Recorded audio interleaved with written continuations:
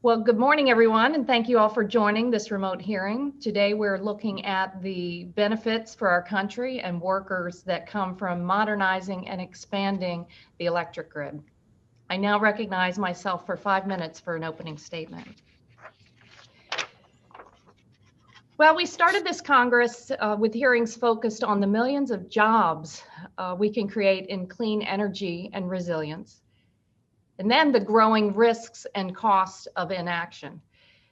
Once again this week, we're seeing how extreme climate-fueled events harm Americans across the country and put lives at risk. Rising temperatures and the climate crisis are amplifying these impacts.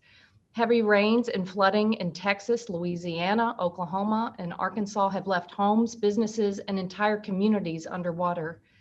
Over the weekend, more than 1,000 people in Southern California were forced to evacuate their homes when a wildfire broke out in the Santa Monica Mountains.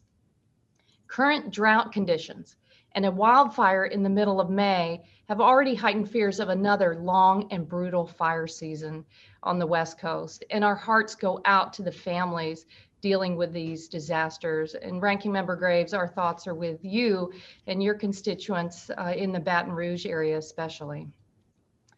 Our efforts here in Congress must focus on solutions to help them, not only in the near term, but also the long term to avoid the catastrophic climate consequences for our grandchildren, our children and our grandchildren. One of those important solutions is to modernize and expand the electric grid, making it stronger and more resilient.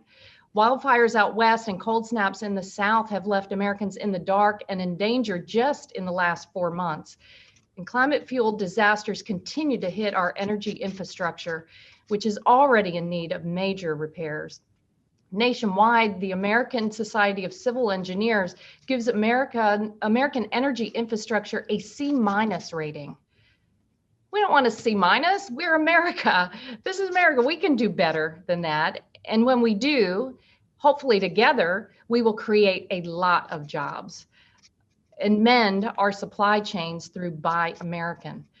Building a modern grid can increase our energy capabilities and improve efficiency across America, all while ensuring greater reliability.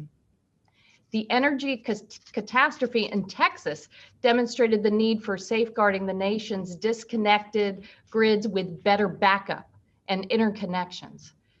We have many innovations at the ready. We just need to deploy them. This also will create good paying jobs that will help jumpstart the economy. According to a recent report from Americans for a Clean Energy Grid, there are already almost 24 shovel-ready projects that will reduce connection, improve reliability, and put over 1 million Americans to work. Another report by the American Council on Renewable Energy shows that an investment tax credit for priority high voltage transmission lines would lead to about 650,000 new jobs. Both reports show that investing in our grid will create jobs. That's why renewing and modernizing the grid is the centerpiece of President Biden's American Jobs Plan. By passing the president's infrastructure plan, we can put thousands, hundreds of thousands of people to work, laying thousands of miles of transmission lines that will connect entire regions across America.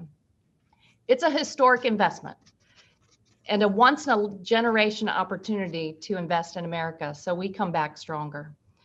We already have the innovative technologies needed to increase the efficiency, capacity, and flexibility of our electric grid. And the experts here today will help explain how. We know we need to act quickly.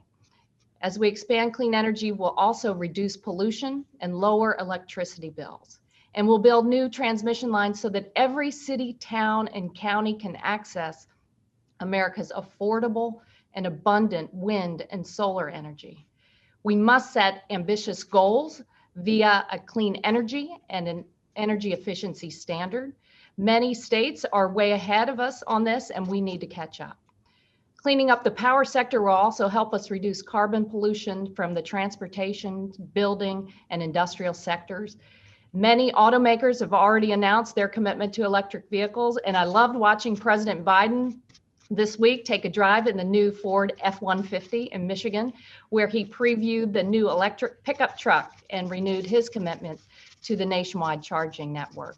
This is how we solve the climate crisis, by unleashing American innovation and building the cars of tomorrow in America. Today's witnesses will give us important insights on the road ahead of us as we double down on clean energy in a way that prioritizes workers and environmental justice. I look forward to our conversation. At this time, I'll recognize Ranking Member Garrett Graves for a 5-minute opening statement. Thank you, Madam Chair, and I do appreciate your recognition of some of the extraordinary challenges our